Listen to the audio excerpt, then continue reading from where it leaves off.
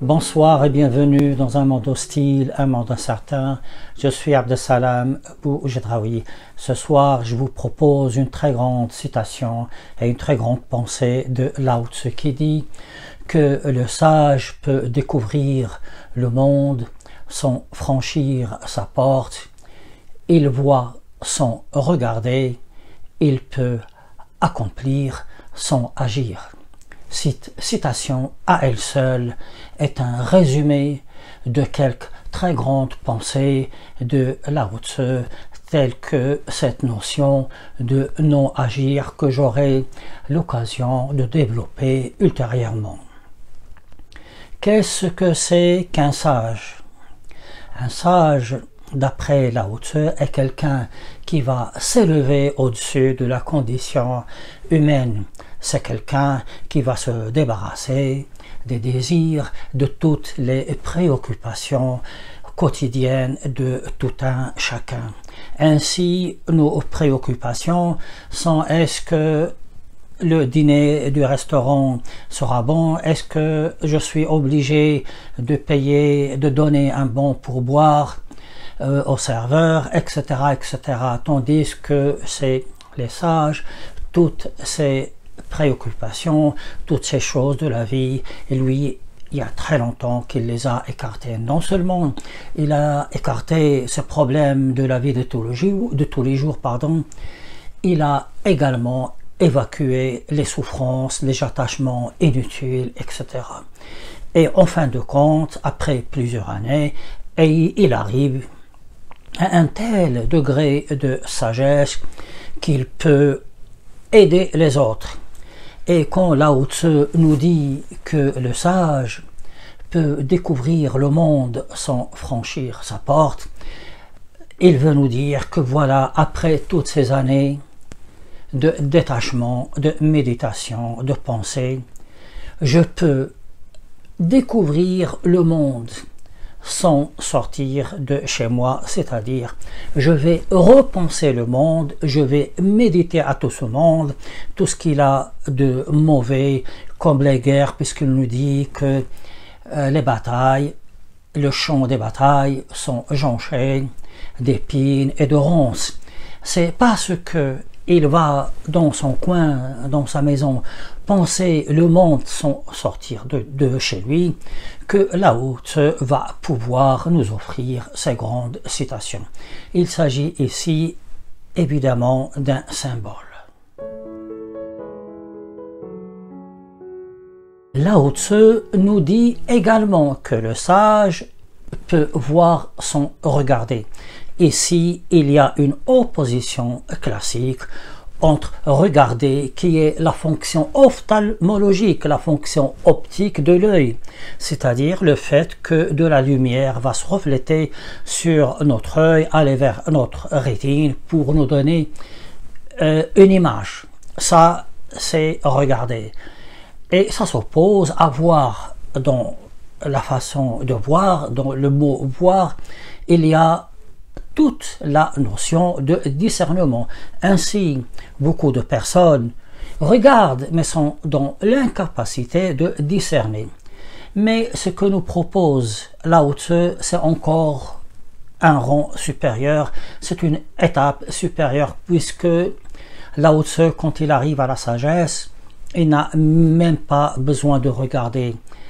Il peut voir les choses sans avoir besoin d'ouvrir l'œil. Ça rejoint un adage que l'on trouve dans certaines civilisations qui disent que l'aveugle voit ce que nous sommes incapables, nous voyons, de voir.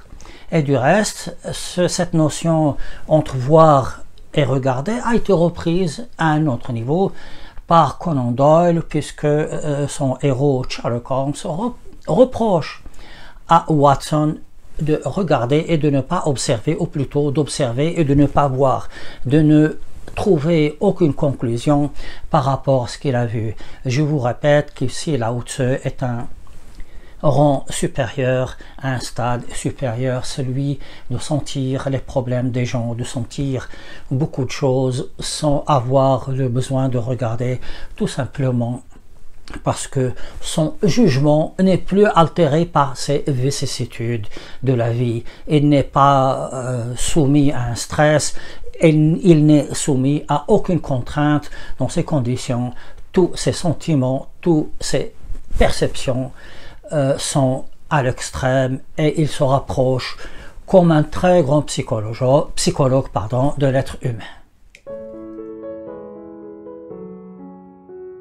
Une autre notion très importante que nous délivre Lao Tzu est que le sage n'a pas besoin d'agir pour accomplir. Le non-agir donc est un élément très important dans la pensée de Lao Tzu. Attention, il ne faut pas confondre non-agir avec inaction. Cela n'a rien à voir du tout.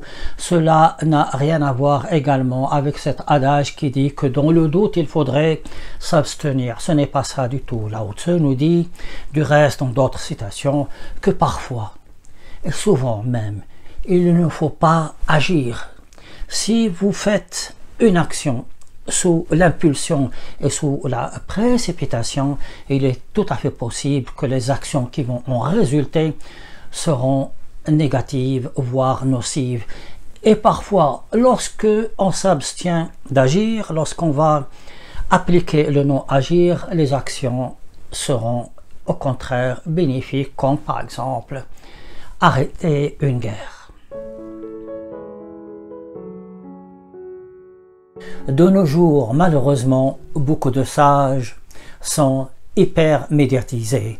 Ainsi, ils vont de plateau de télévision en plateau de télévision. S'ils ont besoin de faire cela, ils sont très loin de la sagesse telle que nous l'a décrit Lao Tzu. Ce sont des gens qui sont médiatisés, ce que j'appelle des sages caviar, dont le but est avant tout d'avoir la gloire et bien évidemment la richesse.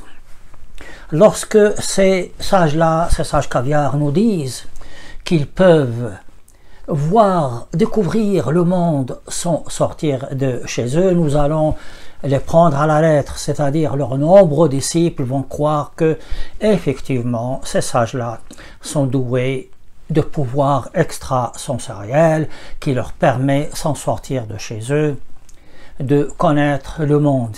Ainsi, leurs disciples vont leur prêter des pouvoirs surnaturels et vont être entraînés dans la voie de la superstition. Et surtout, ces disciples de ces sages caviar ne vont jamais progresser. Je les rapproche de certains philosophes contemporains qui nous disent qu'ils peuvent repenser le monde sans sortir de chez eux. Ce sont là également des philosophes caviar qui sortent de plateaux de télévision en plateau de télévision et dont le but est, comme les autres sages, acquérir notoriété, acquérir gloire, acquérir richesse, ce qui est à l'encontre de tout ce que nous dit Lao Tzu.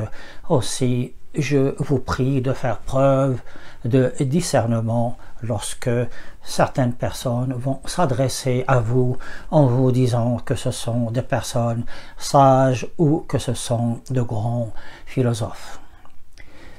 Je vous dis au revoir et à bientôt pour une autre citation, une autre pensée de Lao Tzu, et merci bien pour votre patience et pour votre écoute.